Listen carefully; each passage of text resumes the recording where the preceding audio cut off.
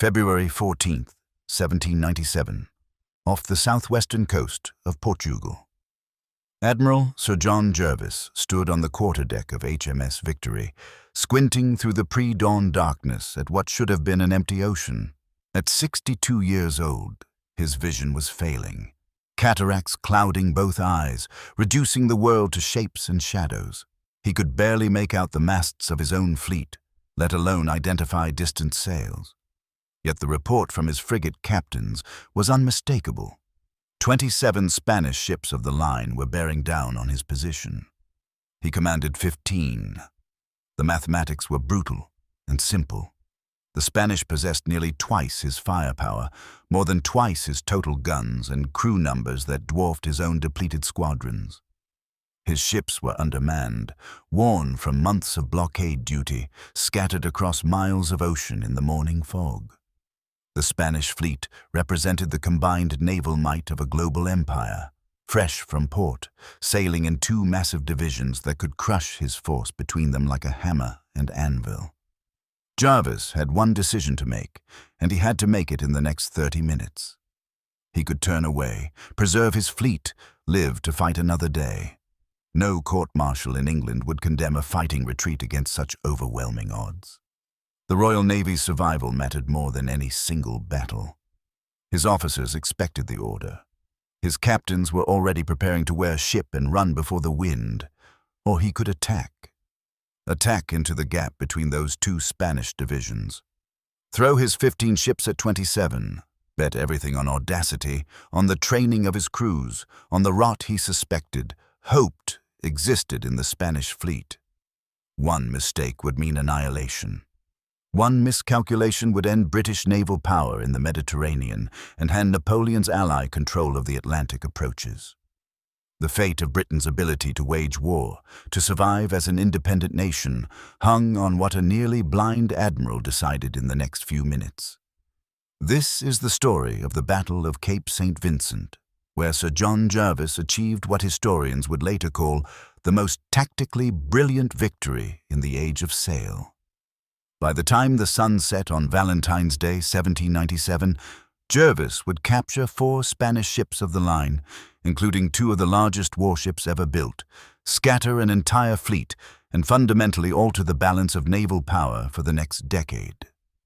His victory would prevent a combined Franco-Spanish invasion of Britain, enable Nelson's later triumph at the Nile, and set the conditions for Trafalgar 8 years later.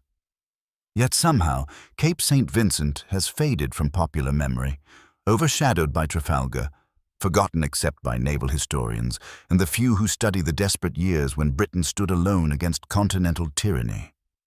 By the end of this story, you'll understand why this matters more than almost any other naval battle of the Revolutionary Wars, and why the nearly blind, 62-year-old man who won it deserves to be remembered alongside Nelson as one of the architects of British naval supremacy. But we can't just jump straight to the moment when Jervis gave the order that changed everything. Without understanding the context of 1797, without grasping just how desperate Britain's strategic position had become, you can't appreciate the audacity of what he was about to do. 4 years earlier, in January 1793, revolutionary France had executed King Louis XVI. Within weeks, Britain found itself at war with a French Republic that seemed to embody every nightmare that kept conservative statesmen awake at night. This wasn't a traditional dynastic conflict over territories or trade routes. This was something new and terrifying. Ideological warfare backed by mass conscription and revolutionary fervor. By 1797, France had defeated or neutralized virtually every major continental power. The First Coalition, that alliance of Austria, Prussia, Spain, Britain, and smaller states meant to contain revolutionary France, had shattered. Prussia had made peace in 1795. Spain, shocked by the execution of its Bourbon cousin, had initially joined the coalition but switched sides in 1796, signing the Treaty of San Ildefonso with France. The Dutch Republic had collapsed into the Batavian Republic, a French client state. Austria was reeling from Napoleon Bonaparte's brilliant campaign in Italy, which had brought French armies to within striking distance of Vienna. Britain stood essentially alone. Think about what this meant. Britain was a commercial and naval power, not a continental military colossus. Its army numbered perhaps 40,000 effective troops. The French were fielding armies of 300,000 and more. Britain's strength lay in its navy, its trade networks, its ability to project power globally while remaining an island fortress. But that strategy required one absolute prerequisite: control of the seas. And in early 1797, Britain was losing that control. The Royal Navy faced enemies on every front. The French Brest fleet threatened the Channel. The Dutch fleet at the Texel could sail at any moment. French forces had captured the Austrian Netherlands, giving them ports from which to raid British commerce. French armies in Italy meant the Mediterranean, Britain's route to its eastern possessions, its trade with the Levant, hung by a thread. Then Spain entered the war on France's side, and the calculus shifted from dangerous to potentially catastrophic. The Spanish Navy in 1797 was, on paper, one of the most powerful maritime forces in the world. Spain possessed approximately 76 ships of the line, those massive three-decked floating fortresses that were the capital ships of the age. Compare this to Britain's roughly 125 ships of the line, but remember that British ships were scattered across the globe, protecting the Channel, blockading French ports, escorting convoys to the West Indies, defending the routes to India, the East Indies, maintaining stations in the Mediterranean. When Spain and France combined their fleets, they potentially outnumbered British forces in any given theater. A joint Franco-Spanish fleet could challenge British control of the Channel itself. They could invade Ireland, where French-backed rebellion was already brewing. They could escort French armies across the Mediterranean to Egypt, threatening Britain's route to India. They could convoy troops to recapture British-held islands in the Caribbean. The strategic implications were staggering.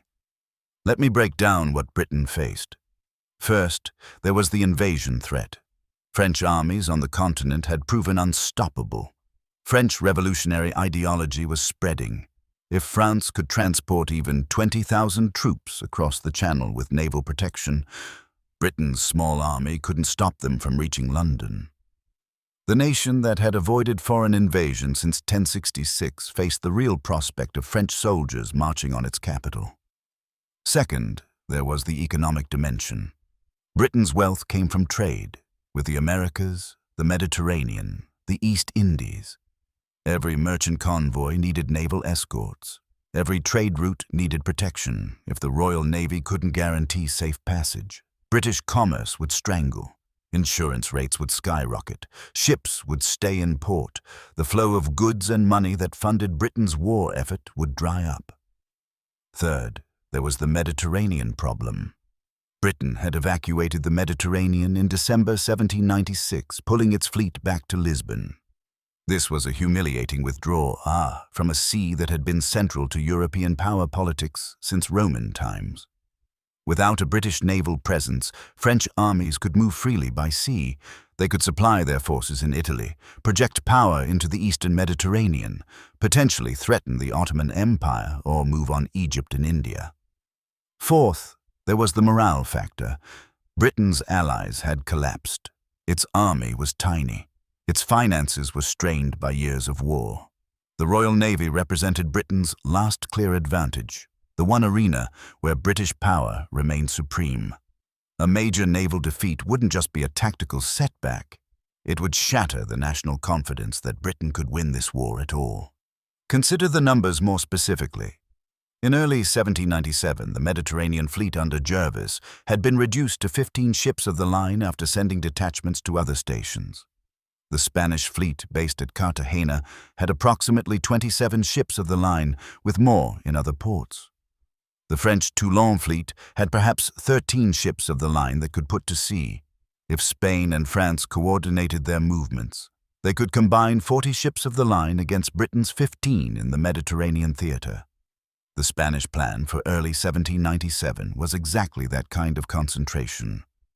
Spanish ships from Cartagena would sail around Portugal, link up with the French Brest fleet, and create an overwhelming force in the Atlantic. This combined armada could then escort French invasion forces to Ireland, which was in a state of near rebellion. French agents had been active in Ireland for years. A French landing with even modest forces could ignite a full-scale uprising that would force Britain to divert its scarce army away from any other operations.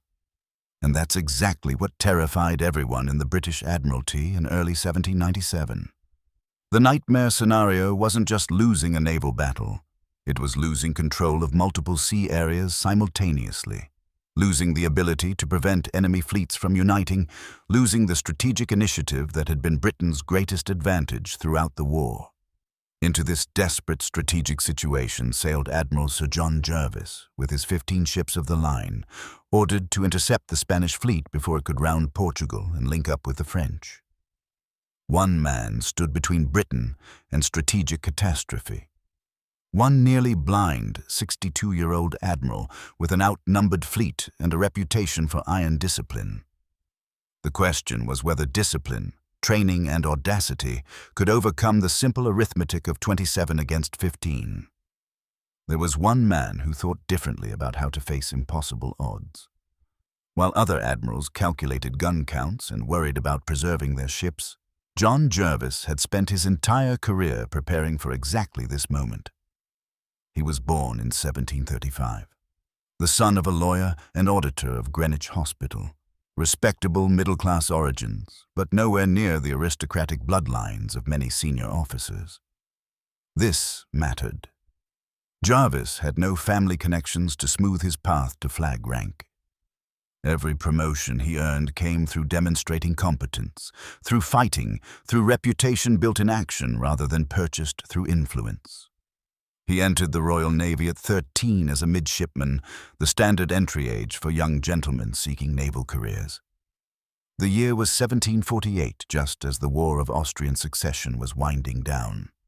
Young Jervis served his apprenticeship during the peacetime years that followed, learning seamanship and navigation through the hard experience of life before the mast. These years weren't glamorous. They were about mastering the thousands of details that made the difference between a ship that sailed smartly and one that wallowed.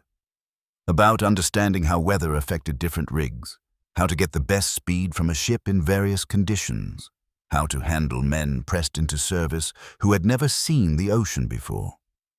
Jervis passed his lieutenant's examination in 1755, just as the 7 Years' War was beginning. He served with distinction in numerous actions, earning a reputation as a fighting officer who kept his head under fire.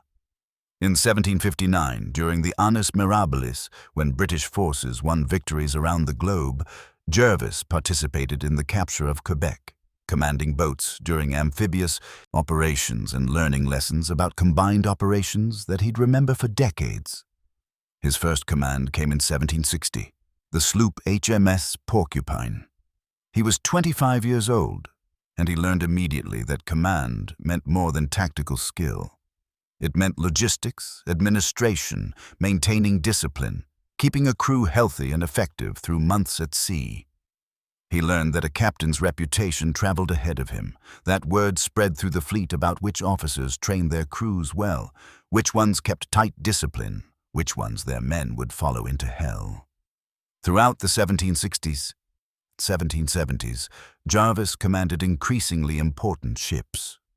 He earned promotion to post captain in 1760, meaning he had a guaranteed career path to admiral if he lived long enough and didn't disgrace himself. He served in the Mediterranean, in the West Indies, in home waters. He developed a reputation, not always positive among his subordinates, for being a martinet about discipline and order. Here's what that meant in practice. Jervis believed that in battle, ships won or lost based on their crew's training and discipline. A well-drilled crew could fire their guns faster, maneuver more precisely, respond to orders instantly. This required constant practice. It required standardized procedures. It required punishing any deviation from the regulations. While some captains ran relaxed ships where the crew had considerable autonomy, Jervis ran tight ships where every man knew his duty and performed it exactly as prescribed. His officers sometimes hated him for it. The endless drills, the rigid adherence to protocol, the savage punishments for even minor infractions. But those same officers admitted that Jervis's ships sailed smartly, fired accurately, and won their battles. The American Revolutionary War gave Jervis his chance to prove himself at a larger scale. In 1782, as a commodore commanding a small squadron, he led the recapture of the French-held West Indian islands of St. Lucia and several others. These weren't major fleet actions, but they demonstrated his ability to plan combined operations, coordinate multiple ships, and execute complex maneuvers under fire. He showed strategic thinking beyond just sailing and shooting. After American independence in 1783, Jervis faced the problem that plagued many British officers: peacetime service with limited prospects for advancement. He served in various stations, but there were too many captains and not enough flagships. He spent time ashore. He watched younger men with better connections get promoted ahead of him. He was nearly 50 when the French Revolutionary Wars broke out in 1793, still just a captain rather than an admiral. But war changed everything. Jervis received promotion to Rear Admiral in 1793, then Vice Admiral in 1795. The Navy desperately needed experienced officers who could fight, and Jervis had spent 4 decades learning his profession.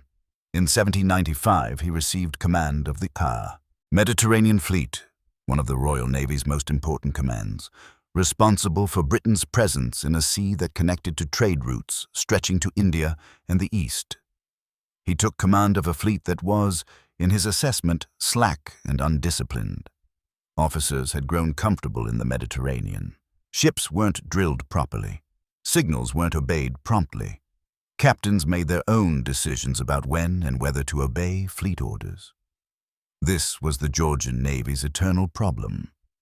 The individualism of post-captains, who once given command of their ships considered themselves essentially independent operators who happened to sail in company with others. Jervis set about changing this with characteristic ruthlessness. He issued orders that covered everything from how quickly ships should respond to signals to how they should maintain station in formation. He insisted on constant gunnery practice. He cashiered officers who didn't meet his standards. He enforced regulations about prize money, about shore leave, about conduct ashore that had been ignored for years. His captains called him Old Jarvie, not always affectionately. One incident captures his approach perfectly. In 1796, Jervis court-martialed and dismissed his own captain of the fleet, a senior staff position, for failing to carry out orders precisely. This wasn't about cowardice or corruption, it was about not following procedures exactly as specified. The message to every captain in the fleet was unmistakable. Jervis would tolerate no deviation from his standards, regardless of rank or friendship. But here's the key to understanding Jervis. He wasn't a tyrant for its own sake. He was building a fleet that could function as a single instrument, where every ship would obey orders instantly, where formations would hold under fire, where captains would trust that their admiral had a plan and their job was to execute their part of it flawlessly. He was building a fleet that could win battles even when outnumbered, because superior discipline and coordination could offset inferior numbers. His officers eventually came to understand this. They might not like the endless drills, but they recognized that their ships handled better, fired faster, and maneuvered more precisely than most of the fleet. They were becoming an elite force, and elite forces won battles. Jervis also had one other crucial talent. He recognized ability in subordinate officers and promoted them ruthlessly. He had no patience for aristocratic mediocrity. If a junior captain showed brilliance in action, Jervis would give him more responsibility, push him forward, protect him from the political consequences of being too aggressive. This became crucial because serving under Jervis in early 1797 was a young commodore named Horatio Nelson, who would soon have his own chance to demonstrate the kind of initiative that Jervis valued. By early 1797, Jervis had transformed the Mediterranean fleet into perhaps the most professional and capable squadron in the Royal Navy. His captains might grumble about his demands, but they were ready. They had drilled for this. They knew their admiral would have a plan, and their job was to execute it. There was one problem. Jervis's eyesight was failing. Cataracts were forming in both eyes, a condition for which 18th-century medicine had no effective treatment beyond crude surgery that often resulted in infection and death. Jervis could still see shapes, could make out the masts of ships at moderate distances, but fine detail was increasingly lost. He couldn't read the signal flags that communicated orders. He couldn't identify specific ships beyond their general outline. He relied on his flag captain and signal officers to tell him what was happening across the battlefield. Imagine commanding a naval battle while essentially blind. Naval warfare in the age of sail required understanding the positions of dozens of ships across miles of ocean, reading the wind and sea conditions, tracking how different ships were sailing, identifying friend from foe. Jervis would have to fight the Battle of Cape St. Vincent with his captains and signal officers as his eyes, trusting their reports, making decisions based on information he couldn't verify himself. By February 1797, Jervis had concluded that the Spanish fleet must be intercepted and, if possible, destroyed before it could link up with the French. The strategic imperative was clear. The risk was enormous. The odds were terrible. But the alternative, allowing Spain and France to combine their fleets, was worse than any risk in battle. Jervis had spent his entire life preparing for this kind of decision. He had learned, through 4 decades of service, that audacity supported by superior training could overcome numerical odds. He had learned that the fleet that kept formation, that executed orders precisely, that maintained its courage under fire, would defeat a larger force that lacked those qualities. He had learned that at the critical moment, a commander had to trust his preparation and commit everything. On February 14, 1797, at dawn, when his frigates reported 27 Spanish ships in the morning mist, Jervis would demonstrate exactly what 4 decades of professional service had taught him. Let me lay out exactly what Jervis faced, so you can appreciate the sheer audacity of what he was about to attempt. His fleet, 15 ships of the line. Jervis commanded 15 ships arranged in a line-ahead formation. Let me be specific about these ships because the details matter. HMS Victory, 100 guns. His flagship, one of only 3 first-rate ships in his fleet. HMS Britannia, 100 guns, another first-rate. HMS Prince George, 98 guns. A second-rate, HMS Blenheim, 90 guns. Third-rate, HMS Captain, 74 guns. Commodore Nelson's ship, third-rate. 10 more third-rates of 74 guns each. Culloden, Colossus, Irresistible, Excellent, Diadem, Orion, Egmont, Goliath, Barfleur, and Namur. Total, approximately 1,132 guns. His ships were undermanned. The Royal Navy in 1797 was desperately short of seamen. Ships that should carry crews of 700 to 850 men sailed with perhaps 500, 600. This meant slower firing rates, slower maneuvers, exhausted crews. Many of Jervis's sailors were recent recruits pressed into service, barely trained, seasick and uncertain. His fleet had been at sea for months, blockading ports, patrolling for the Spanish. The ships needed maintenance. The rigging was worn, the sails were patched, supplies were running low. Some ships were leaking and needed dry dock repairs that Jervis couldn't provide. Against him sailed Admiral Don José de Córdoba, y Ramos, with approximately 27 ships of the line, sailing in 2 separate divisions that had lost contact with each other in the night. Here's what the Spanish brought to the battle. Santísima Trinidad, 136 guns.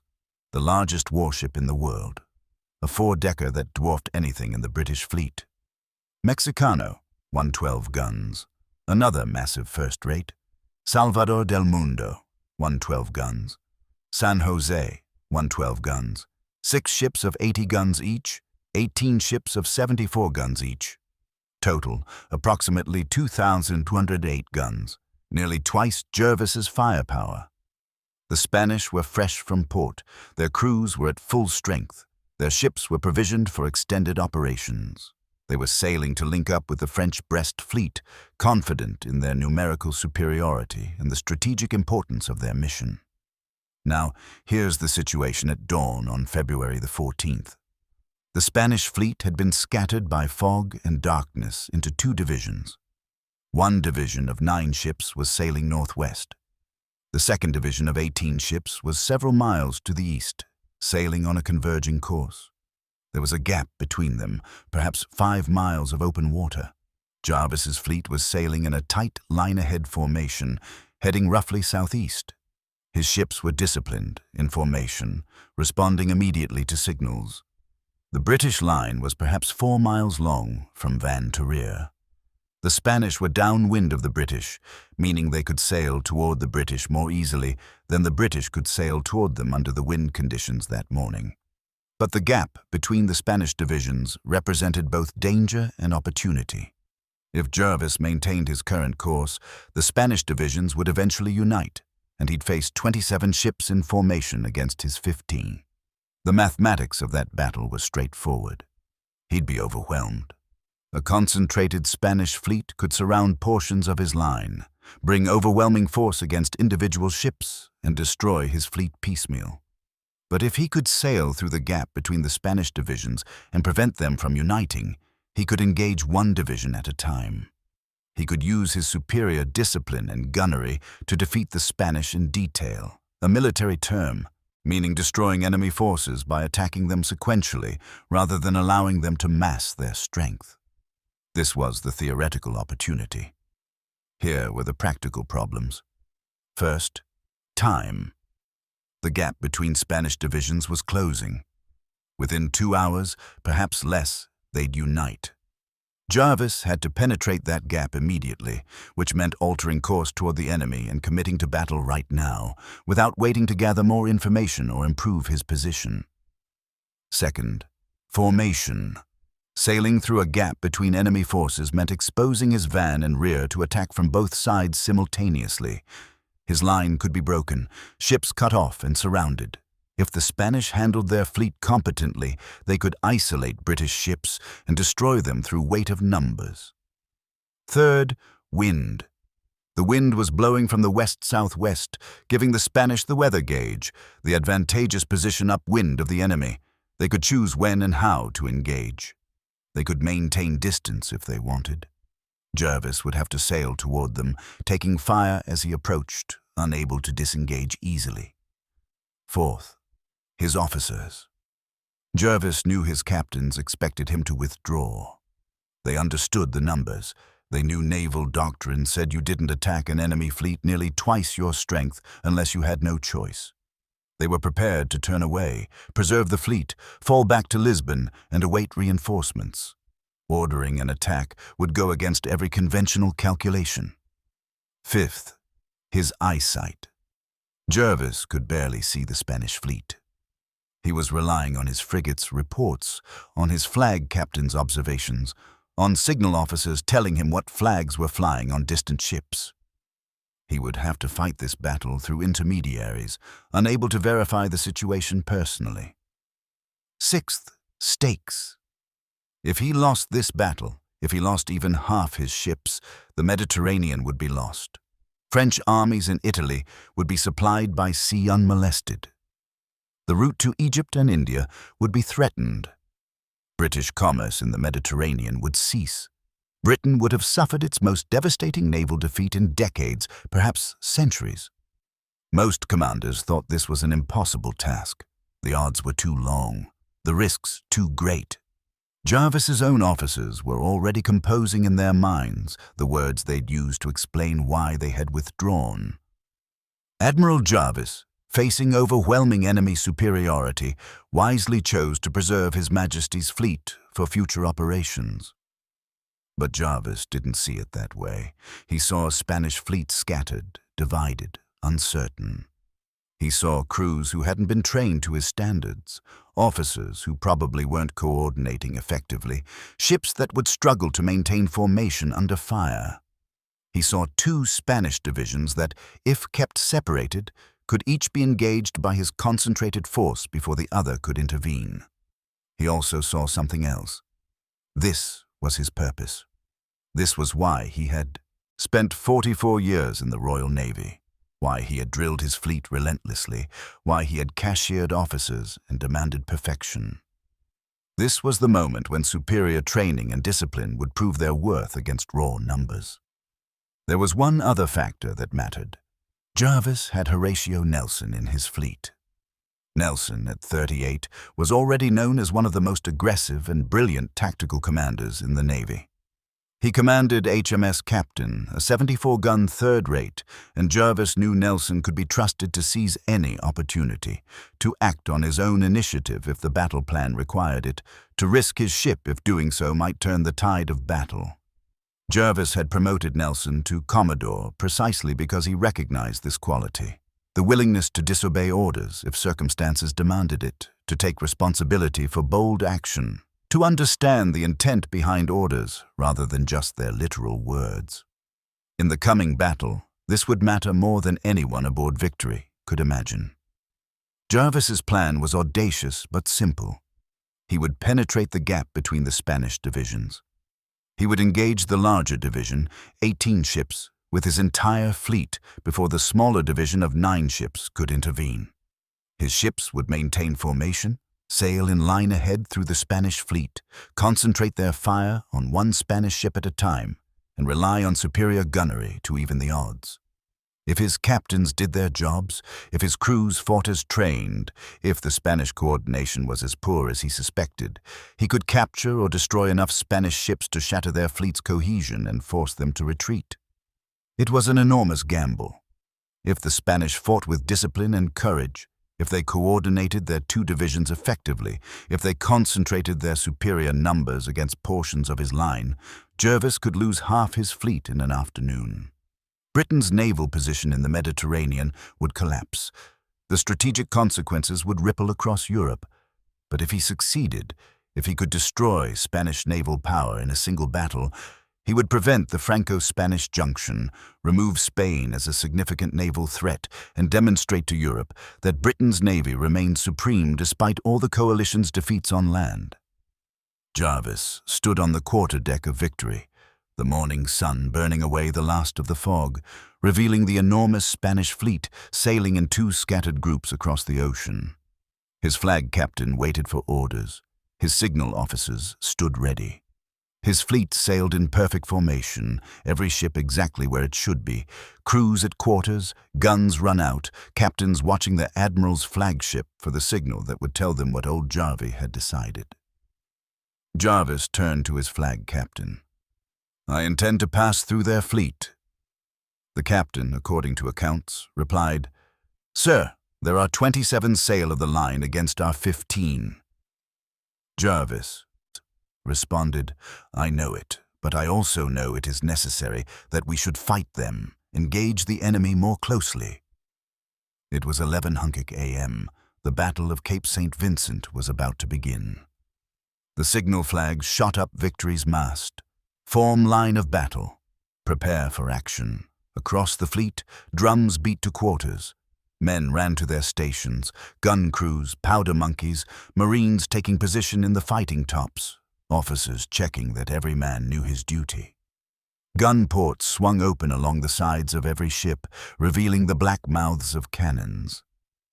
Decks were wetted and sanded to prevent fires and provide footing when blood made the planking slippery. Surgeons in the orlop deck below the waterline laid out their instruments, saws, probes, tourniquets, for the inevitable casualties. Jervis's fleet sailed in a disciplined line ahead, each ship following the stern of the ship ahead at approximately 2 cable lengths, about 400 yards. This was the standard formation for naval battle, a line of ships that could bring their full broadsides to bear while protecting each other's vulnerable bow and stern. The van of the British fleet, The leading ships was commanded by Rear Admiral Charles Thompson in HMS Culloden, followed by Blenheim, Prince George, and others. In the center sailed Jervis in Victory, with Britannia close behind. The rear division, the last ships in the line, included Commodore Nelson in HMS Captain and several other 74s. At 11:30 a.m., Jervis ordered the course change that committed his fleet to battle. The signal, "Engage the enemy." His ships turned toward the gap between the Spanish divisions. Admiral de Cordoba, aboard Santissima Trinidad, saw the British maneuver and faced his own critical decision. He commanded the larger Spanish division of 18 ships. His smaller division of 9 ships, under Vice Admiral Juan Joaquin Moreno, was several miles away and sailing to rejoin him. De Cordoba had several options. He could turn his entire division to sail parallel to the British, engage them in a conventional line-ahead gunnery duel where his numerical superiority would eventually prevail. He could wait for Moreno's division to arrive and then crush the British with 27 ships against 15. He could even turn away and avoid battle entirely, completing his mission to reach Brest without risking his fleet. What he couldn't do was maintain his current course and allow the British to sail through the gap between his divisions. That would be tactical suicide. It would let the British engage each Spanish division separately. De Cordoba ordered his 18 ships to turn and form line of battle. This maneuver took time. Sailing ships couldn't turn instantaneously. The Santissima Trinidad and her consorts had to wear around, turn through the wind, getting into position to face the British. The Spanish line was ragged, ships not quite in formation, some ships faster than others, some captains more aggressive in closing with the enemy. At 12:08 p.m., Jervis signaled, "Form line ahead as most convenient." This order gave his captains discretion to maintain their relative positions while tightening the formation. British ships closed up their line, reducing the gaps between ships to less than 300 yards. They were sailing into battle as a single instrument, every captain knowing his position, every crew ready. At 12:20 p.m., Spanish guns opened fire. The first shots fell short, throwing up plumes of water as iron cannonballs struck the ocean between the fleets. Spanish gunners were firing at extreme range, over 1,000 yards, with little chance of hitting. But the sound of those guns, the sight of those splashes, meant the battle had begun in earnest. Jervis's ships held their fire. British gunnery doctrine emphasized accuracy over volume. Crews were trained to wait until the range closed to 300 yards or less, point-blank range where every shot would hit. The patience required to sail under fire without responding, to watch enemy ships hammer you with long-range shots, to wait for the order to fire, was one of the hardest disciplines to maintain. But Jervis's crews had drilled for this. They waited. At 12:35 p.m., the range had closed to 800 yards. Spanish fire was getting closer, more accurate. Shots were hitting British ships, punching through hulls, smashing through rigging. HMS Culloden, leading the British van, took several hits. Men were already dying, though the battle had barely begun. Culloden sailed on, maintaining formation, her crew steady at their guns.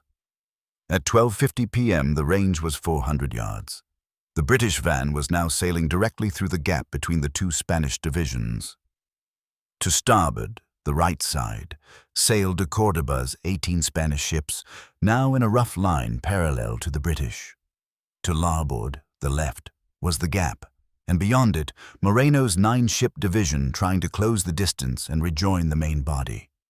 Jervis was sailing his fleet between two fires, exposing both sides of his ships to enemy guns.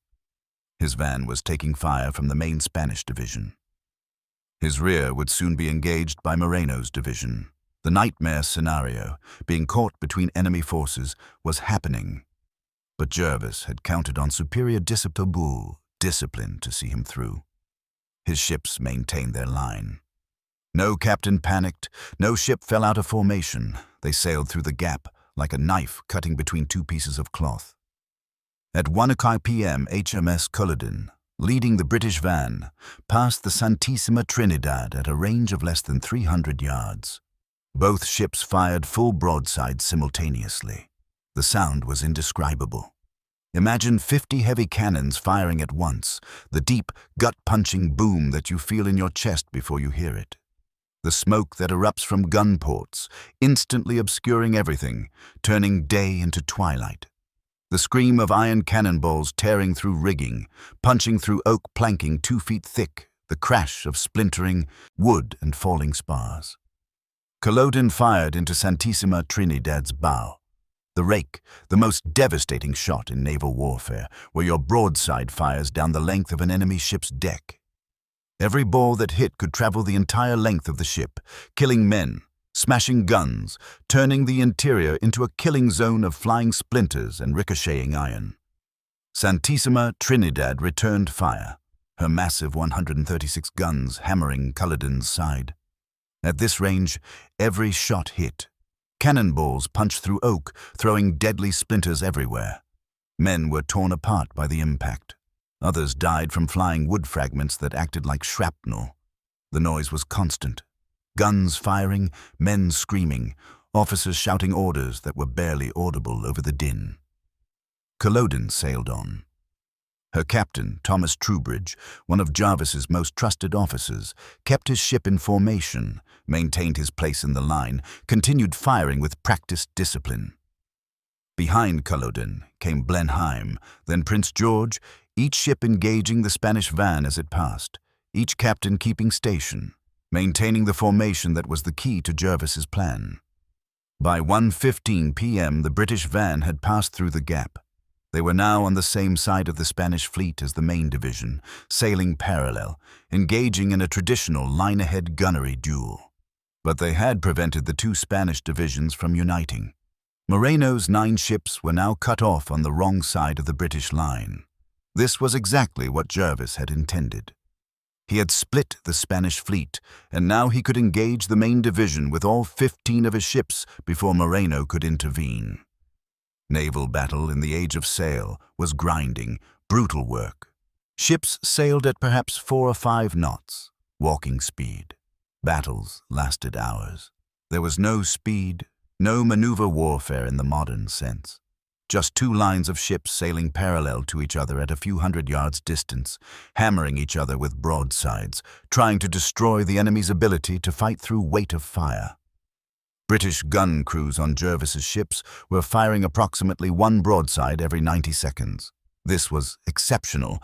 Most navies managed 1 broadside every 2 or 3 minutes. The difference came from training. British crews had drilled the procedure endlessly, swabbed the barrel to extinguish any burning residue, load powder and shot, ram it home, run the gun out, aim, fire, recoil, repeat. Every man in the crew knew his exact job. Every motion was practiced until it became automatic. Spanish crews were firing more slowly, perhaps 1 broadside every 2.5 to 3 minutes. They hadn't had the same relentless training. Their gun crews were learning on the job, under fire, in the chaos of battle. This difference in firing rate meant that British ships were hitting Spanish ships 3 times for every 2 Spanish hits. Over hours of battle, this advantage accumulated. British ships were doing more damage, killing more men, destroying more rigging, smashing more guns. But Spanish ships were larger, with thicker hulls, more guns total. They could absorb more damage before becoming combat ineffective. This wasn't going to be a quick victory. This was going to be a slugging match. At 1:30 p.m., Jervis signaled, "Engage more closely." His ships closed the range. Now the lines were sailing parallel at perhaps 200 yards, close enough to see the faces of enemy crews, to hear the screams of the wounded, to watch debris fly from ships as shots struck home. At this range, every gun hit something. The battle became about which fleet could maintain discipline under this punishment, which crews would keep fighting as men died around them, which captains would hold their ships in the line as masts fell and rigging collapsed. The British line held. Ship after ship, captain after captain maintained station. Guns kept firing, casualties mounted, but surviving crew members filled the gaps, and the guns kept firing. The Spanish line began to waver. Ships fell out of formation, damaged too badly to maintain station. Captains lost sight of their admiral's signals in the smoke. The massive Santissima Trinidad, despite her 136 guns, was being hammered by multiple British ships. Culloden had raked her once. Blenheim had engaged her. Now Prince George was pouring fire into her sides. At 2:00 p.m., a new problem emerged for Jervis. Moreno's division of 9 ships was finally getting into position to rejoin the battle. They were sailing toward the rear of the British line, trying to cross behind Jervis's ships and attack the British rear while the main Spanish division engaged the British van and center. If Moreno succeeded, the British fleet would be caught between 2 fires, the main Spanish division to one side, Moreno's division attacking from the rear. The numerical advantage would finally tell. British ships in the rear would be overwhelmed. This was the crisis point. This was where conventional tactics would demand that Jervis turn his entire fleet to face Moreno, to prevent the Spanish from getting behind him. But turning would break his line, would give the main Spanish division time to reform, would lose all the advantage he'd gained by splitting the enemy fleet. Jervis needed someone to stop Moreno's division without breaking the British line. He needed a captain willing to act independently, to understand what needed to be done without explicit orders, to risk his ship to save the fleet. He needed Nelson. At 2:15 p.m., Commodore Horatio Nelson stood on the quarterdeck of HMS Captain near the rear of the British line and watched 9 Spanish ships bearing down on his position. Nelson was 38 years old, a Commodore commanding a 74-gun third-rate ship of the line. He had lost the sight of his right eye in Corsica 3 years earlier. He had served under Jervis for 2 years and understood his admiral perfectly. Jervis wanted captains who would seize opportunities, who would understand the intent behind orders, who would act decisively even without explicit permission. Nelson looked at the situation with a tactical genius that even then was becoming legendary. He could see what was about to happen. The British line was sailing northwest, engaged with the main Spanish division. Moreno's 9 ships were sailing southeast, trying to get behind the British rear and attack from behind. If they succeeded, they'd crush the British rear guard and then roll up the entire British line from behind. But there was a gap, a window of time and space, where a single British ship could intercept Moreno's division before they reached their attack position. That ship would be outnumbered 9-1. That ship would be battered, possibly destroyed. But that ship could buy time for Jervis to adjust his formation, could disrupt the Spanish maneuver, could prevent the encirclement that would doom the British fleet. Nelson didn't wait for orders. At 2:20 p.m. he ordered HMS Captain to wear ship, turn out of the line and sail directly toward Moreno's 9 ships. This was technically a court-martial offense. Breaking formation without orders violated the fighting instructions, the formal regulations that govern naval combat. Ships in the line of battle were supposed to maintain their position until ordered otherwise. What Nelson was doing, sailing out of line, attacking independently, was exactly the kind of individual action that had gotten British admirals court-martialed and even executed in past wars. But Nelson understood what Jervis would want. More importantly, he understood that the battle's outcome might depend on the next 30 minutes, and there wasn't time to signal for permission and wait for a response. Captain turned toward the Spanish. Her crew understood what this meant. They were sailing alone toward 9 enemy ships. They would be surrounded, taking fire from multiple directions, fighting impossible odds. Men could die heroes, or die for nothing depending on whether their sacrifice bought enough time for the rest of the fleet. At 2:30 p.m., Captain engaged the leading ships of Moreno's division. 9 Spanish ships turned their attention to this single British 74. They poured fire into Captain from multiple angles.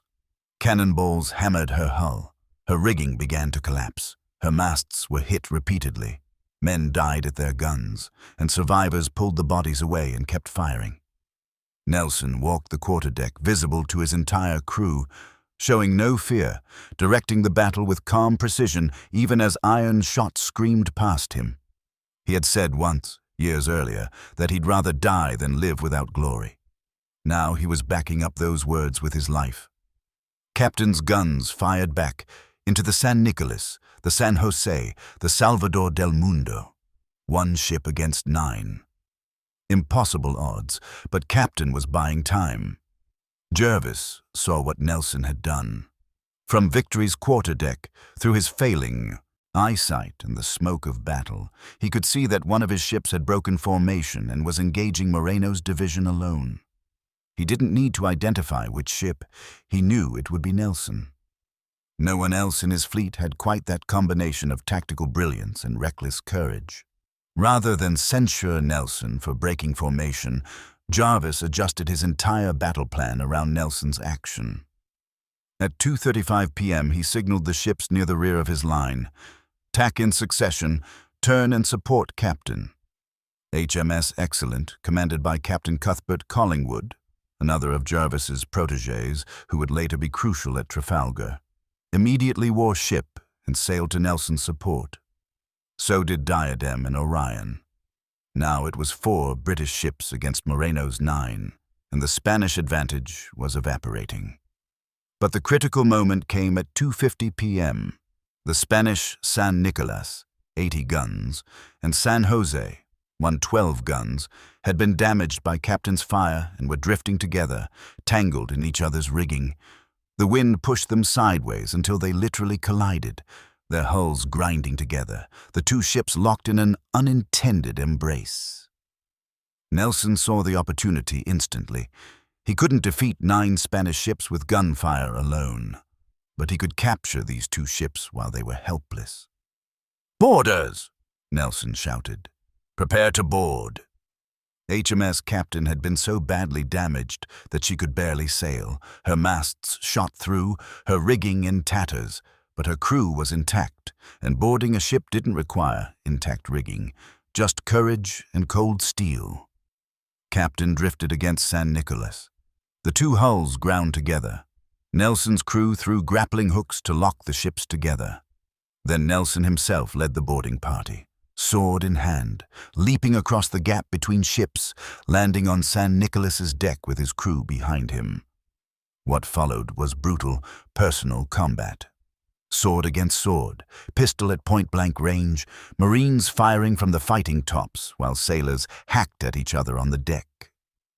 The Spanish crew of San Nicolas fought hard, but British Marines were pouring fire into them from Captain's tops, and Nelson's boarding party was cutting through their resistance with disciplined fury. Within 15 minutes, the Spanish captain of San Nicolas surrendered his sword to Nelson. A British prize crew took control of the ship, but Nelson wasn't finished. The San Jose, a 112-gun first-rate, was still tangled with San Nicolas. Rather than return to Captain, Nelson led his boarders across San Nicolas's deck and onto San Jose. He was boarding a second ship by climbing across the first ship he'd just captured, something that had probably never been done in naval warfare before. The Spanish crew of San Jose, watching British sailors pour across San Nicolas's deck toward them, seeing their consort already captured, chose to surrender rather than fight another boarding action. The Spanish captain formally surrendered his sword to Nelson on San Jose's quarterdeck. Nelson had captured 2 Spanish ships by boarding, leading the action personally, turning Captain's desperate defensive action into an offensive triumph. Years later, sailors would call this maneuver Nelson's patent bridge for boarding first rates, capturing a second ship by using the first captured ship as a bridge. At 3:15 p.m., HMS Excellent under Captain Collingwood arrived and added her guns to the battle. Collingwood was a superb gunnery officer, perhaps the best in the fleet. His crew's fire was devastatingly accurate. Excellent engaged the Salvador del Mundo, 112 guns, at close range, raking her stern, killing dozens of men with each broadside, dismasting her systematically. The Salvador del Mundo struck her colors, lowered her flag in surrender. Another Spanish first-rate captured. Moreno's division was shattered. Of 9 ships, 3 were captured, the others were damaged and fleeing. The threat to the British rear had been eliminated, not by Jervis's direct orders, but by Nelson's initiative supported by Jervis's willingness to let his subordinates seize opportunities. By 3:30 p.m., the battle had been raging for over 3 hours. Both fleets were damaged, exhausted, bleeding, but the pattern was clear. The British were winning. Let me paint the scene across the battlefield. The main Spanish division under de Cordoba had lost cohesion. Ships that had been in line formation were now scattered across miles of ocean. The Santísima Trinidad, the largest warship in the world, was a floating wreck. 3 British ships had engaged her at different points in the battle, and her masts were shot through, her rigging hanging in tatters, hundreds of casualties on her decks. She was trying to escape, limping away from the British line, barely able to make headway. 4 Spanish ships had struck their colors in surrender: San Nicolas, San Jose, Salvador del Mundo, and San Isidro. Each of these was a first- or second-rate ship of the line, representing enormous naval power now in British hands. Other Spanish ships were heavily damaged, but still fighting or fleeing. The Santísima Trinidad, despite her damage, refused to surrender. Her captain, knowing his ship's symbolic importance as the largest warship afloat, kept Spanish colors flying even as British ships closed in for the kill. The British fleet was also suffering. HMS Captain was barely afloat, her masts gone, her hull punctured in dozens of places, her crew exhausted from hours of fighting and 2 boarding actions. Other ships, Culloden, Blenheim, Prince George, Excellent, all bore the marks of sustained combat: shattered rigging, damaged hulls, casualties that numbered in the dozens or hundreds per ship. But British ships maintained formation. Jervis's iron discipline, his relentless drilling, was paying its dividend. Despite damage, despite casualties, British captains kept their ships in line, maintained coordination, continued to fight as a cohesive force rather than individual ships. The Spanish fleet, by contrast, had dissolved into individual ships fighting or fleeing independently. De Cordoba had lost control. His flagship Santísima Trinidad was too damaged to give effective signals. His captains couldn't see through the smoke to read signals anyway. The Spanish fleet that had begun the day with 27 ships in 2 divisions was now a scattered collection of damaged vessels, some fighting, some fleeing, some surrendered, none coordinated. At 4:00 p.m., Jervis faced a decision. The Santísima Trinidad was isolated, damaged, possibly about to surrender. Several British ships were in position to close in and force her surrender.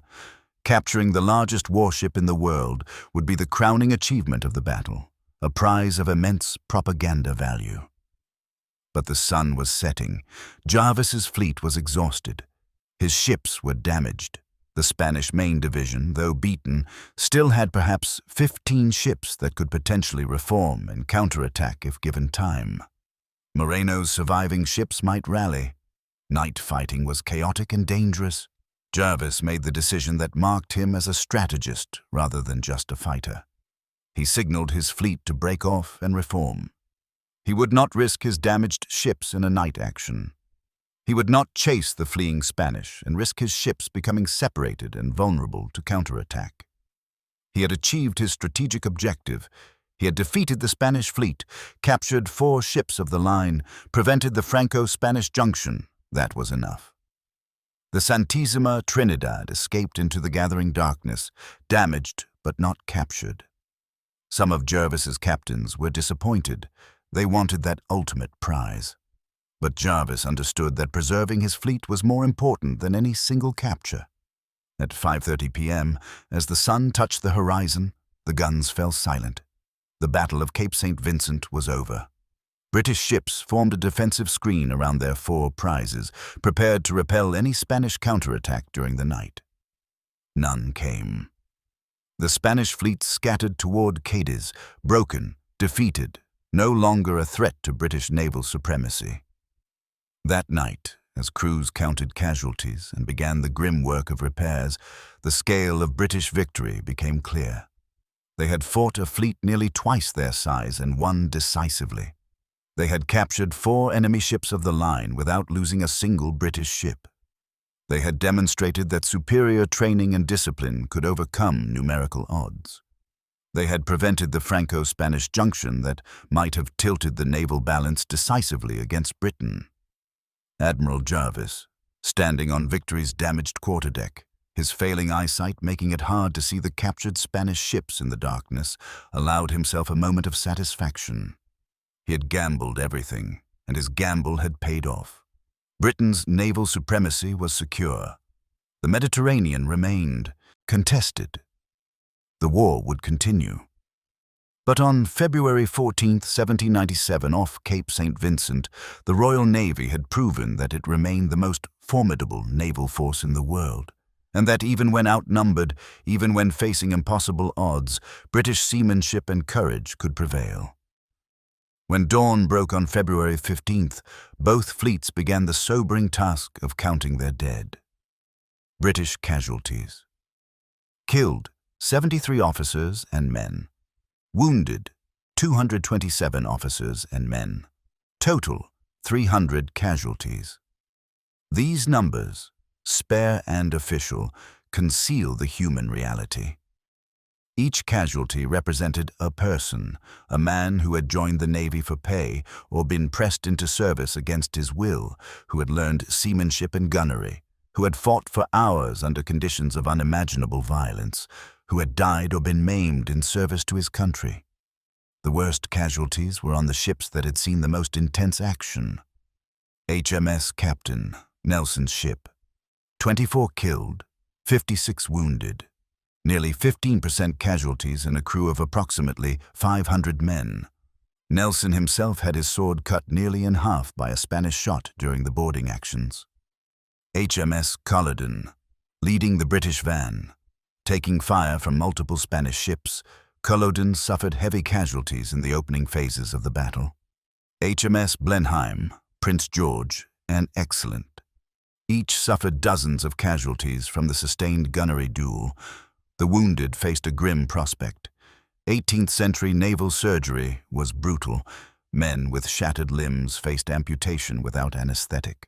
Just a leather strap to bite on and rum to dull the pain. Surgeons sawed through bone, tied off arteries, and hoped infection wouldn't set in.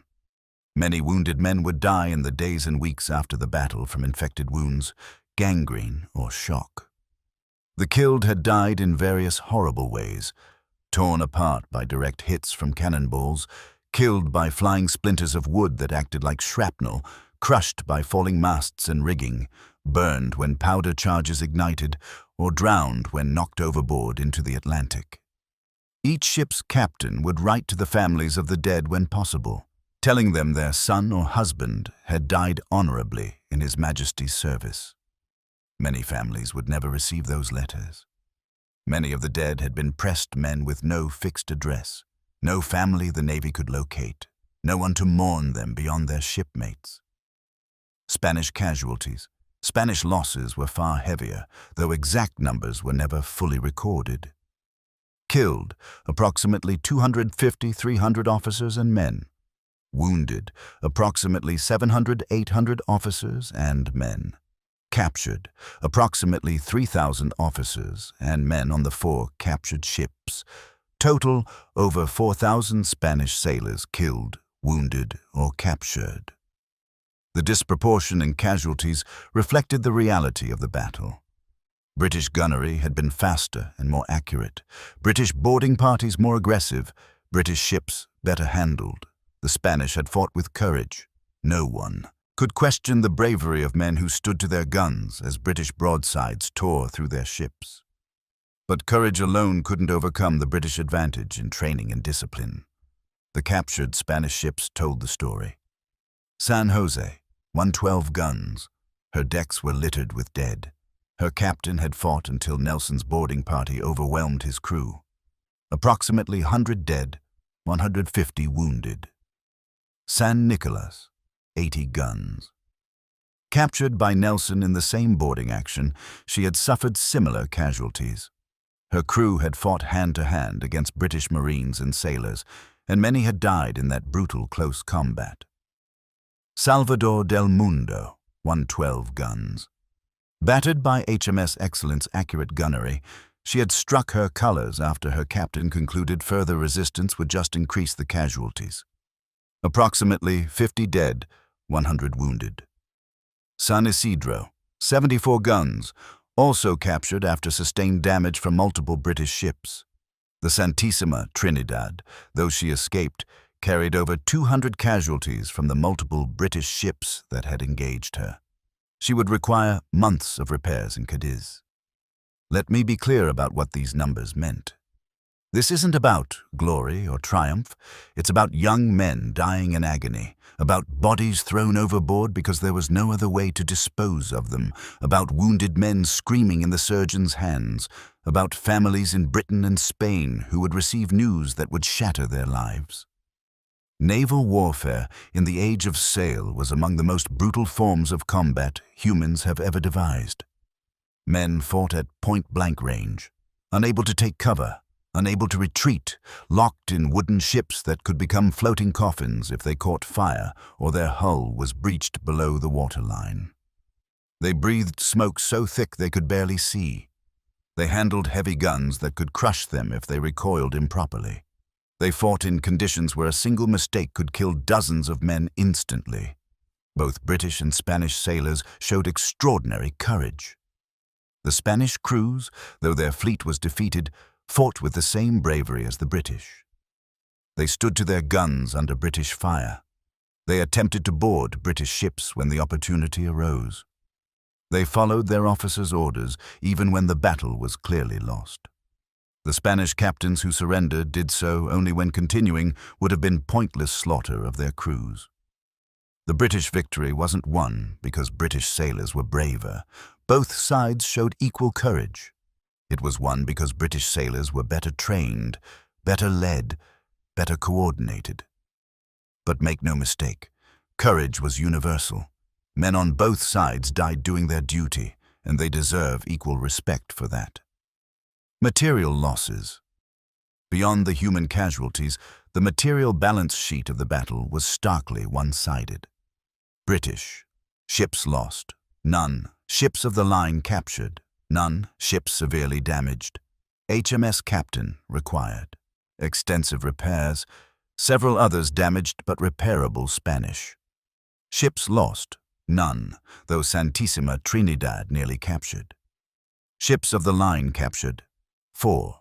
San Jose, San Nicolas, Salvador del Mundo, San Isidro. Ships severely damaged, Santissima Trinidad, and several others. The captured Spanish ships represented enormous value, both material and symbolic. A first-rate ship of the line cost approximately £100,000 to build, roughly 10 to 15 million pounds in modern purchasing power. Britain had captured 4 such ships, adding roughly £400,000 worth of warships to its fleet. More importantly, those ships were subtracted from Spanish strength. The net shift in naval power was 8 ships of the line, 4 added to Britain, 4 removed from Spain. Prize money from the captured ships would be distributed among Jervis's fleet according to the traditional formula: shares for the Admiral, shares for captains, shares for officers, shares divided among the crew. Ordinary seamen would receive perhaps £10–20 each, several months' pay. Officers would receive hundreds of pounds. Jervis himself would receive several £1,000s. This was one of the ways the Royal Navy incentivized aggressive action. Capturing enemy ships made you rich. The immediate strategic impact of Cape St. Vincent was decisive. First, the Franco-Spanish junction was prevented. The Spanish fleet retreated to Cadiz and stayed there for months, no longer attempting to link up with the French Brest fleet. The planned combined operation, whether invasion of Ireland, operations in the Mediterranean, or attacks on British commerce, was aborted. Britain had gained months, perhaps years, of breathing room. Second, Spanish naval confidence was shattered. Admiral de Córdoba was dismissed from command. The Spanish Navy, which had begun 1797 confident in its strength, now questioned whether it could face the Royal Navy in battle. This psychological impact was as important as the material losses. Spanish captains would hesitate to engage British ships, would prefer to stay in port rather than risk another Cape St. Vincent. Third, British morale soared. After years of coalition defeats on land, after evacuating the Mediterranean, after watching every continental ally either defeated or defect, Britain had a victory. Not just a victory, a crushing triumph against numerical odds. Newspapers in London celebrated. Politicians gained confidence that the war could be won. The nation rallied. Fourth, Jervis's reputation was secured. He had taken a calculated risk and won. His methods, the relentless drilling, the iron discipline, the high standards, were vindicated. He was elevated to the peerage as Earl St. Vincent. His captains, particularly Nelson and Collingwood, were celebrated as heroes. The Mediterranean fleet became known as the finest fighting force in the Royal Navy. Jervis received news of his elevation to the peerage aboard Victory on March 3rd. He was now Earl St. Vincent, a title that would forever connect him to his greatest victory. King George III granted him a pension of £3,000 per year. Parliament voted him formal thanks. His portrait was commissioned for the Painted Hall at Greenwich. Nelson received promotion to Rear Admiral and was appointed a Knight of the Bath. He would wear the Order of the Bath insignia for the rest of his life. More importantly, he had demonstrated the kind of tactical initiative and aggressive fighting spirit that would define his career through to Trafalgar 8 years later. But Jervis, characteristically, didn't dwell on celebrations. Within weeks of the battle, he had his fleet back at sea, resuming blockade duties, maintaining pressure on Spanish ports. The war continued. Cape St. Vincent was a victory, not an ending. But the true significance of Cape St. Vincent went beyond immediate celebrations and strategic relief. The battle's consequences rippled across Europe and shaped the course of the wars that would rage for another 18 years. First, naval supremacy secured Cape St. Vincent, established British naval supremacy for the remainder of the Revolutionary and Napoleonic Wars. Spain never again posed a significant threat at sea. The Spanish fleet remained largely in port, venturing out only when absolutely necessary and avoiding battle with British forces whenever possible. This had cascading effects. Britain could maintain its blockades of enemy ports. It could protect its commerce. It could move troops by sea to support operations in the Mediterranean, the West Indies, and eventually the Iberian Peninsula. The Royal Navy's dominance meant that Napoleon's continental empire remained exactly that, continental. He could never seriously threaten Britain itself because he couldn't defeat the Royal Navy. Second, the Mediterranean reconquered within 18 months of Cape St. Vincent, Britain was back in the Mediterranean. Nelson's victory at the Nile in August 1798, where he destroyed the French fleet supporting Napoleon's Egyptian expedition, was made possible by Cape St. Vincent. That battle had secured Britain's naval position, allowing the Admiralty to send forces back into the Mediterranean with confidence. The reconquest of the Mediterranean gave Britain strategic options. It could support Austrian and Russian forces fighting French armies in Italy. It could threaten French communications with Egypt. It could protect British interests in the eastern Mediterranean and maintain the route to India. All of this flowed from Jervis's decision to attack 27 ships with 15 on February 14, 1797. Third, the Nelson legend begins. Cape St. Vincent was Nelson's breakout moment. He had been known as a competent, aggressive captain before the battle. Afterward, he was known as something more. A tactical genius, a fighting leader who would seize any opportunity, a man who understood how to win battles through audacity and initiative. Every subsequent Nelson, Victory, the Nile, Copenhagen, Trafalgar, was influenced by lessons learned at Cape St. Vincent. Nelson's willingness to break formation, to attack aggressively despite inferior numbers, to board enemy ships personally, to lead from the front, All of these characteristics were on display at Cape St. Vincent. Jervis had given Nelson the freedom to act on his initiative, and Nelson had proven that he deserved that trust. When Nelson commanded fleets himself, he adopted Jervis's approach of demanding high standards while trusting subordinate captains to seize opportunities. The band of brothers that Nelson forged, the group of captains who fought with him at the Nile and Trafalgar, were trained in the tradition that Jervis had established: initiative within a framework of discipline, aggressive action supported by superior training. Fourth, economic and colonial impact. British naval supremacy translated directly into economic advantage. British merchant ships could sail with relative safety. British convoys could reach the West Indies, bringing back sugar and other tropical products. British trade with the Mediterranean resumed. British ships could sail to India and the East Indies, maintaining the commercial connections that made Britain wealthy. France and Spain, by contrast, saw their commerce strangled. French ships stayed in port. Spanish colonial trade declined dramatically. The wealth that Spain extracted from its American colonies, silver from Mexico and Peru, had difficulty reaching Spain because British ships patrolled the sea lanes. Over years, this economic strangulation contributed to Spain's eventual abandonment of the French alliance. Fifth, the demonstration effect. Cape St. Vincent demonstrated to the world that the Royal Navy remained the preeminent naval force despite all of Britain's difficulties on land. This had diplomatic consequences.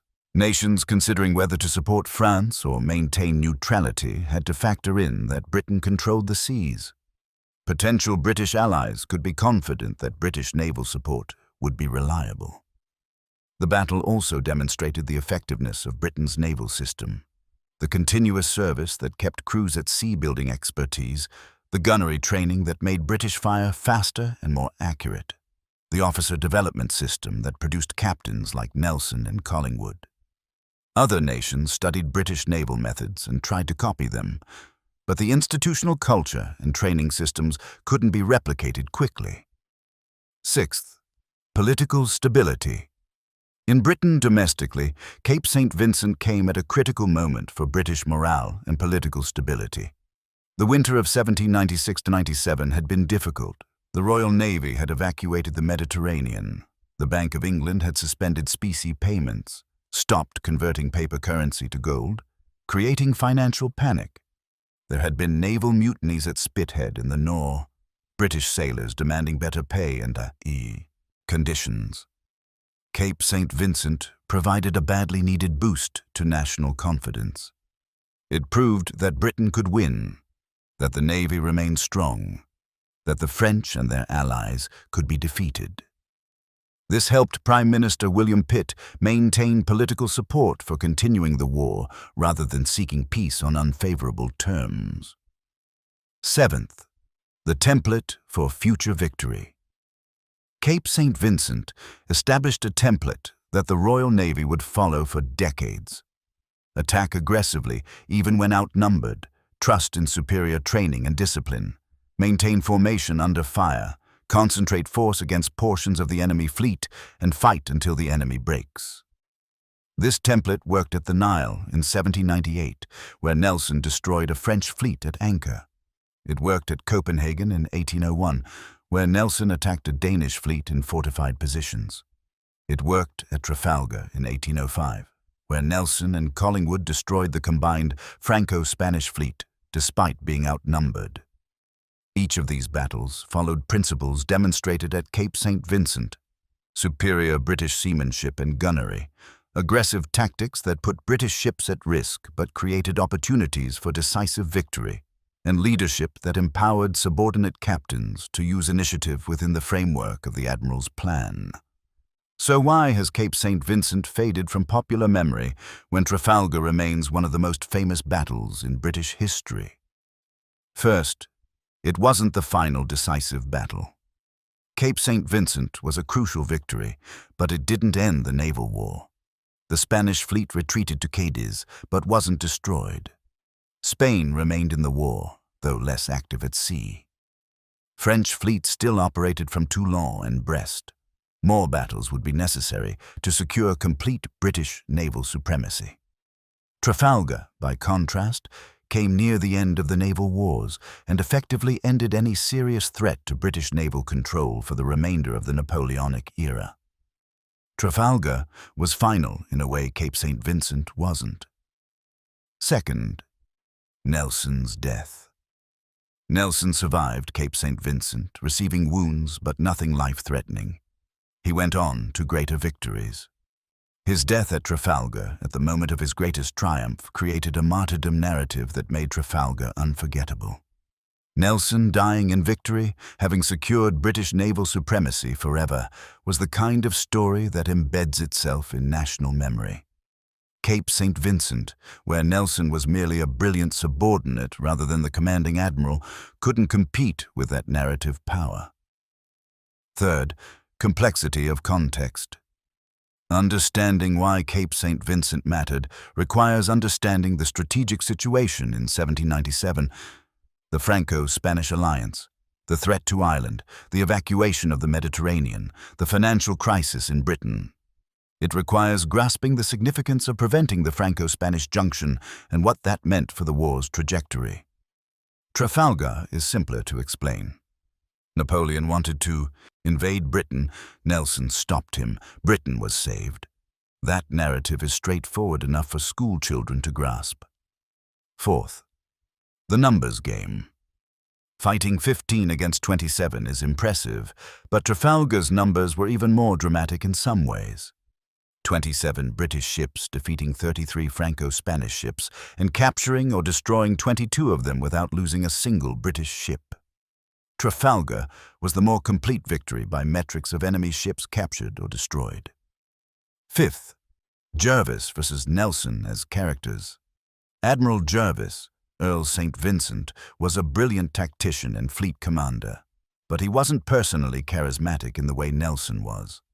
Nelson was flamboyant, emotional, openly ambitious for glory, beloved by his men. Nelson gave memorable speeches and made quotable statements.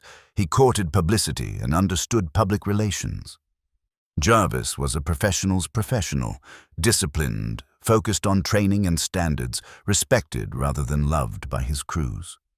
He was the kind of admiral who won battles through preparation and systematic excellence, not through personal heroism that made for dramatic storytelling. National memory tends to favor dramatic heroes over methodical professionals. Nelson's personality made him a better subject for historical legend than Jervis. Sixth, geographic and political distance. Cape St. Vincent was fought off the Portuguese coast, far from Britain, against Spain. Trafalgar was fought closer to the Mediterranean entrance, with France as the primary enemy. France was Britain's existential enemy in this period, the revolutionary state that threatened British survival. Spain was a secondary enemy, important but not as emotionally charged. Popular memory focuses on fights against primary enemies rather than secondary ones. Seventh, overshadowed by subsequent events.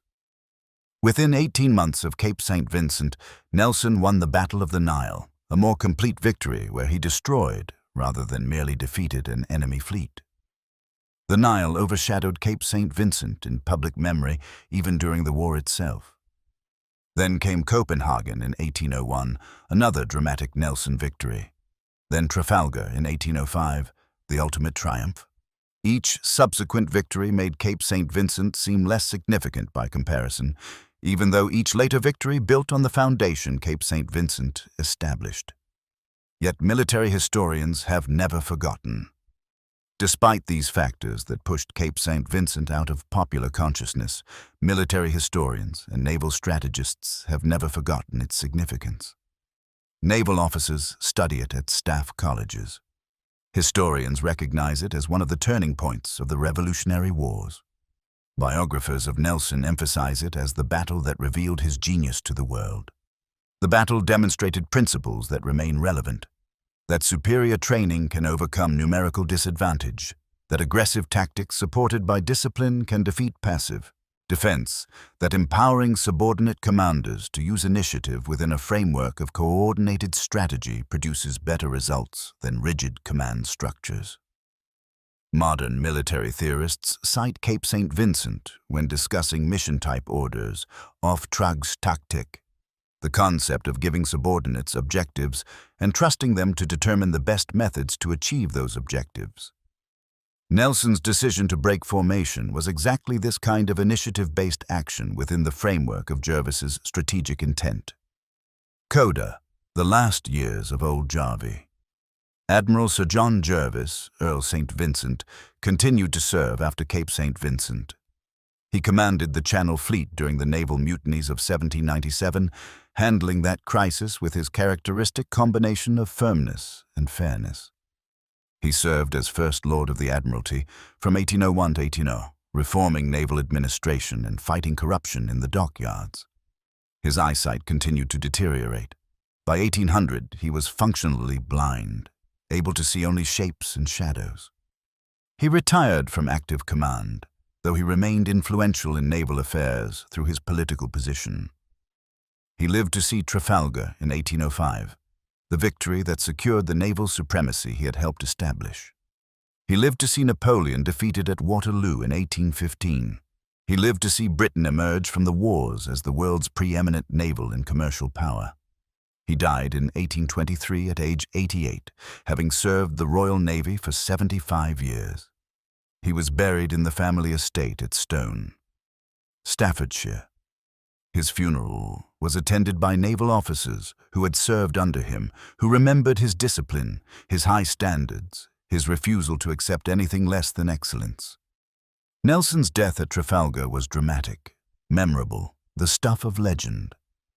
Jervis's death was quiet, an old man dying peacefully after a long life.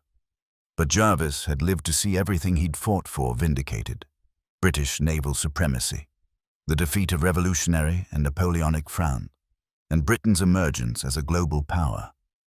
In his final years, when asked about Cape St. Vincent, Jervis would say simply, "We did our duty." For him, that was enough. He had faced impossible odds and won. He had prevented the Franco-Spanish junction that might have changed the course of the war. He had demonstrated that the Royal Navy remained supreme.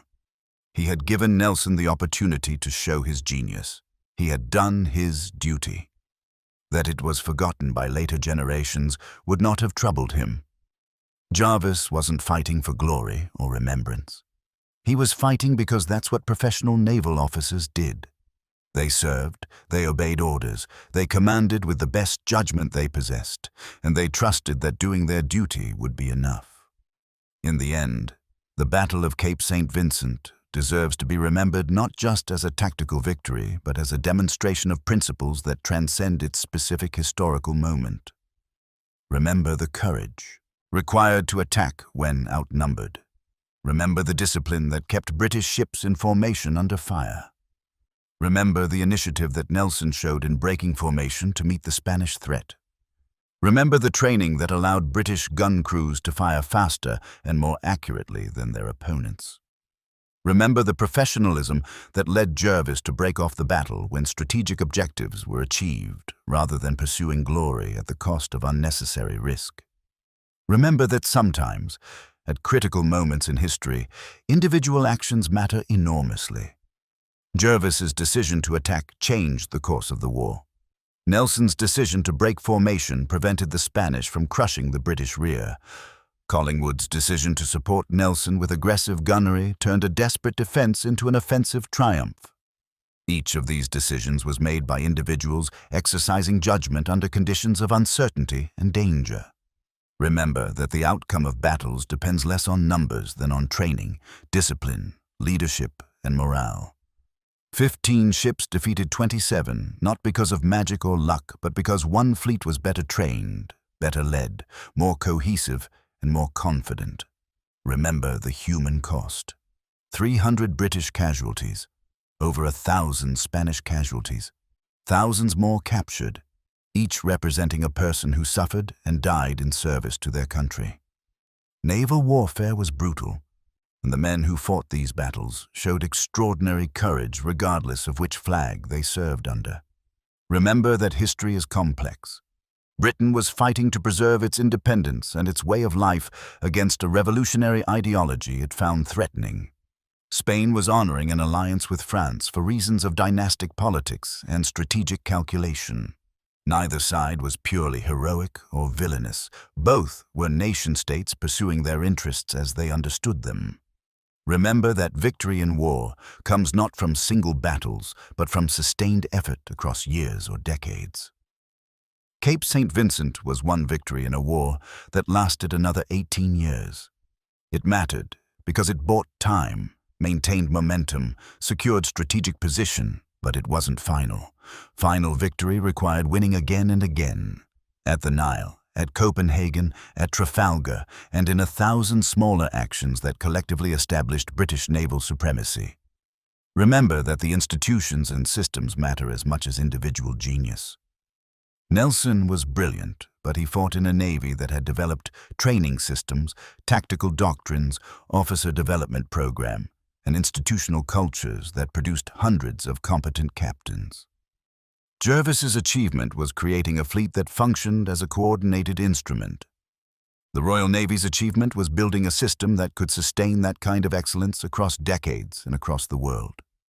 And finally, remember that February 14th, 1797, off Cape St. Vincent, a nearly blind 62-year-old admiral made a decision that changed history. He ordered 15 ships to attack 27. He bet everything on training, discipline, and courage. He trusted his captains to do their duty, and when the sun set that evening, British naval supremacy was secured for a generation. Admiral Sir John Jervis, Earl St. Vincent, commanded that battle and won it. He was neither as charismatic as Nelson nor as lucky as some other commanders. He didn't die at the moment of triumph. He lived quietly into old age and was forgotten by all but naval historians. But his victory at Cape St. Vincent was one of the turning points of the Revolutionary Wars, and he deserves to be remembered alongside Nelson, Collingwood, and the other great fighting admirals of the Age of Sail. This is our history, and it's worth remembering. Not because war is glorious, it isn't. Not because we should celebrate killing, we shouldn't. But because in the desperate winter of 1797, when Britain stood almost alone against continental tyranny, when the strategic situation seemed impossible, when the easy choice was to retreat and preserve the fleet, one man made the hard choice to fight. And he won.